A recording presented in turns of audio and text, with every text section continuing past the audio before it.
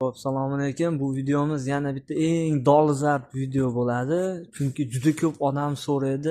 Hamma hozir Viberlar variantlarimiz o'ta ko'p bo'lib ketgani uchun bizga telefon qilishadi. Qolaversa shularda o'ylanib, ikkilanib qolasiz, qaysi birini olish uchun. Shuni bitta to'xtamga kelamiz. Biz o'zimiz tajribamizdan kelib chiqqan holda Xo'p, suv isitgichlarimiz, elektrovodonagrevatorlarimizga kelsak, hozirda o'zimizda chiqadi Royal firmasi.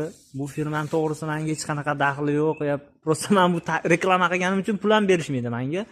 Prosta o'zimizdan kelib chiqib turib, tajribamizdan mana shu firmani tavsiya qilaman men o'zim.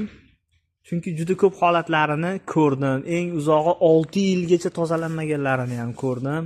130 volt tokda ishlaganlarni ham o'zim haligi qarindoshim uyida ko'rganman. Haligi o'shanaqa holatlarda ham ishlagan, muammolari kelib chiqmagan, yaxshi ishlagan inshaalloh. Shuning uchun shuni men tavsiya qila olaman. Bizdan ko'p so'rashadi, yangi firmalar, har xil firmalar chiqib ketadi.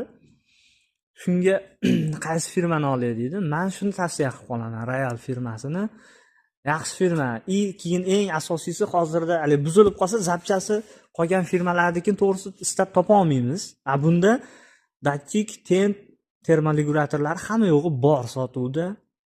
Shuning uchun men shuni tavsiya qilib qolaman. Qolaversa yana bitta shu videomizga nima bo'lib qoldi? Yaqinda menga bitta telefon qildi, bitta akamizga 3 oy oldin boller qo'yib berdik.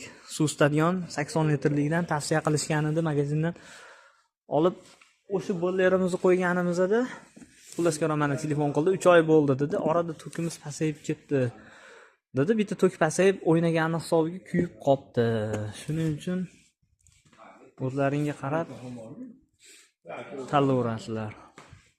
Asosan biz shuni tavsiya qilamiz. Sog' bo'ling.